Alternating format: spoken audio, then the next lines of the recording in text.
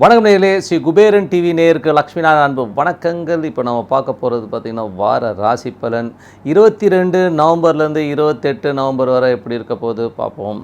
தனுசு ராசி. தனுசு ராசிக்கு வந்து ராசியிலே சுக்கிரன் 11ஆம் அதிபதி மற்றும் 6ஆம் அதிபதியாக இருக்கிறதுனால வேலையில் நல்ல லாபங்கள் இருக்கும். வேலை செய்கிற இடங்கள் நல்ல வருமானம் வருவதற்கான வாய்ப்புகளும் ரொம்ப சிறப்பாக இருக்குது. வேலை கிடைக்காதவர்களுக்கு வேலை கிடைப்பதற்கான வாய்ப்புகள், கடன் கேட்ட இடத்துல கிடைக்கிறதும் ரொம்ப சூப்பருங்க.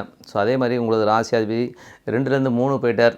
குடும்பத்தில் வந்து பார்த்திங்கன்னா நல்ல ஒரு சுபிட்சமான முயற்சிகள் எடுப்பீங்க, பெரிய பெரிய முயற்சிகள் எடுப்பீங்க. சொத்துக்கள் விற்பனையாகாமல் இருந்ததுன்னா விற்பனை ஆவதற்கான வாய்ப்புலாம் ரொம்ப நல்லாயிருக்கு. அதே மாதிரி உங்களுக்கு வந்து 7ஆம் இடத்திற்கு வந்து குருவின் பார்வை இருக்குன்னா திருமணம் ஆகாதவருக்கு திருமணம் ஆவதற்கான வாய்ப்பெல்லாம் ரொம்ப சிறப்பாக இருக்குது. வெளிநாட்டில் இருக்கிறவங்களுக்குலாம் பார்த்திங்கன்னா ஒரு அபரிதமான வளர்ச்சி கிடைப்பதற்கான வாய்ப்பும் ரொம்ப சூப்பராக இருக்குங்க. இதெல்லாமே வந்து ரொம்ப சிறப்பான விஷயங்கள். அது மட்டும் இல்லாமல் 2இல் சனி. 2இல் சனி இருக்கும்போது அது 8ஆம் இடத்தை பாருங்கன்னா கொஞ்சம் வாக்குவாதங்கள், கொஞ்சம் எமோஷனாக பேசுகிறதுலாம் இருக்கும். பழைய கதைகளால் கொஞ்சம் லுல்லாகிறதுக்கான வாய்ப்புலாம் இருக்குல்ல, கொஞ்சம் கவனமாக பேசுங்க.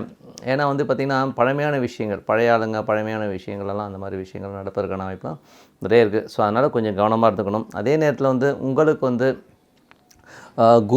குரு வந்து 3ஆம் இடத்துல இருக்குது. 4ஆம் அதிபதி 3ல் இருக்கும்போது சொத்துக்கள் விஷயங்கள்லாம் வந்து ஒரு செட்டில்மெண்ட் இல்லாமல் இருக்கிறது, எனக்கு வர வேண்டிய பணம் சொத்துலேருந்து வரணுங்கிற காத்திருக்கவங்களுக்கெல்லாம் அதுக்கான வருமானங்கள்லாம் வருவதற்கான வாய்ப்பு ரொம்ப சிறப்பாக இருக்குது. ஒரு சொத்து விற்று வருமானம் வரணும், விற்று அதை வந்து காசாக்கணும்னு நினைக்கிறவங்களுக்குலாம் வந்து கண்டிப்பாக அந்த பணம் வருவதற்கான வாய்ப்பு ரொம்ப சிறப்பாக இருக்குது. தாயாருடைய உடல்நலம் சார்ந்த விஷயங்களை ரொம்ப கவனமாக இருக்கணும். அதே நேரத்தில் அம்மாவுக்கு கொஞ்சம் செலவு பண்ணுறது, சில நேரங்களில் அம்மாவுக்கு உங்களுக்கு கொஞ்சம் டிஃப்ரென்ஸ் ஆப்ஷன் வரதுக்கான வாய்ப்பும் நிறைய இருக்குது. அதே நேரத்தில் வந்து குரு செவ்வாயின் சாரத்தில் போகும்போது கொஞ்சம் வந்து வேலை சம்மந்தமான விஷயங்கள் அலைச்சல்கள் இருக்கலாம். அதனால் நல்ல லாபங்கள் இருந்தாலும் கொஞ்சம் அலைச்சல்கள் இருக்கும். அதே நேரத்தில் வந்து உங்களுக்கு வந்து 12ஆம் அதிபதினா கொஞ்சம் வந்து செலவும் பண்ணுவீங்க. அதனால் தாயார்னால் கொஞ்சம் சின்ன சின்ன செலவுகள் ஏற்படுவதற்கான வாய்ப்பும் நிறைய இருக்குது. மற்றபடி குழந்தைகள் சம்மந்தமான விஷயங்கள்லாம் பார்த்திங்கன்னா கொஞ்சம் அந்த என்ன சொல்கிறது, குழந்தைகளால் வந்து நல்ல லாபங்கள் இருக்கும். குழந்தைகளுடைய லெவல் வந்து அடுத்த லெவலுக்கு முன்னேறுவதற்கான வாய்ப்பும் ரொம்ப சிறப்பாக இருக்குது. காரணம் என்னென்னா உங்களுக்கு வந்து 5ஆம் அதிபதி வந்து இப்போது வந்து உங்களுக்கு வந்து 11ல் இருக்கிற நல்ல லாபங்கள் இருக்கும். குழந்தைகளுக்கு வந்து சீட்டு கிடைக்கல அப்படின்னு தவிச்சிட்டு இருக்கீங்களா, உங்களுக்கு கண்டிப்பாக ஒரு நல்ல காலேஜ்லையோ நல்ல ஒரு யூனிவர்சிட்டியில் இருக்க சீட்டு கிடச்சி உங்கள் குழந்தைங்க வந்து செட்டில் ஆகிறதுக்கான வாய்ப்புலாம் ரொம்ப சிறப்பாக இருக்குது. சுப நிகழ்ச்சிகள் சார்ந்த விஷயங்கள் நடப்பதற்கான வாய்ப்புகளும் ரொம்ப சிறப்பாக இருக்கிறதுனால கண்டிப்பாக ஒரு நல்ல விஷயம்தான்.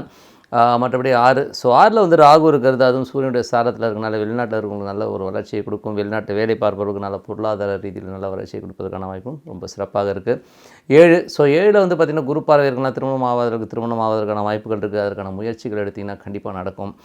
பார்ட்னர்ஷிப் சம்மந்தமான விஷயங்கள் எதிர்பார்த்துட்டு இருக்கவங்களாம் ரொம்ப சிறப்பாக இருக்கும். பிரிந்த தம்பதியர் ரொம்ப நாளாக வந்து காலத்தின் கட்டத்தால் கொஞ்சம் அப்படி பிரிஞ்சிருக்கவங்க, சண்டை போட்டு பிரிஞ்சவங்க, இவங்கெல்லாம் வந்து ஒன்று சேருவதற்கான வாய்ப்பும் ரொம்ப சிறப்பாக இருக்குங்க.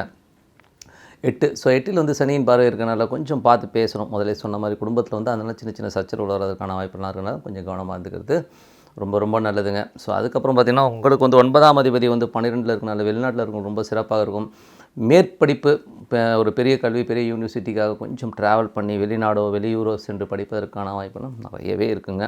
தொழில் ரீதியான விஷயங்கள்லாம் வந்து பார்த்திங்கன்னா கொஞ்சம் இடர்பாடுகள் இருக்கும், கொஞ்சம் டென்ஷன்ஸ். ஏன்னா புதன், கேது, சூரியன் 3மே வந்து 12ல் இருக்கனால கொஞ்சம் அந்த ஒரு டென்ஷன் ஸ்ட்ரெஸ்ஸஸ்லாம் இருக்கும். 11ல் செவ்வாய் வந்து கலைஞர்களுக்கு வந்து ஒரு ஆக்கப்பூர்வமான பெரிய வளர்ச்சியை கொடுப்பதற்கான வாய்ப்புலாம் ரொம்ப சிறப்பாக இருக்குங்க. நல்ல விஷயங்கள், நல்ல மாற்றங்கள்லாம் இருக்குது. சுக்கிரன் வந்து பார்த்திங்கன்னா கொஞ்சம் மனைவி விஷயங்களில், பெண்கள் விஷயங்களில் வந்து கொஞ்சம் செலவுகள் இருக்கும். சில இடங்களில் வந்து வேலை செய்கிற இடங்களில் வந்து பெண்கள்கிட்ட பேசும்போதும் பழகும்போதும் கொஞ்சம் கவனமாக பேச நல்லது. ஏன்னா வந்து உங்களுக்கு வந்து 6ஆம் அதிபதியாக வரணும், அது 6 8ஆம் அதிபதி ராசியிலே இருக்கும்போது வேலையில் மும்முரமாக இருப்பீங்க. வேலை பளுக்கெல்லாம் இருந்தாலும் வேலை செய்கிற பெண்கள்கிட்ட கொஞ்சம் கவனமாக இருக்கணும். வீட்லேயும் வந்து கொஞ்சம் கவனமாக இருந்துக்கணும். ஏன்னா அதனால் சின்ன சின்ன சச்சரவு வரும், ஒன்றும் பெரிய ப்ராப்ளம் வராது, கொஞ்சம் கவனமாக இருந்துக்கணும். புரியுதுங்களா?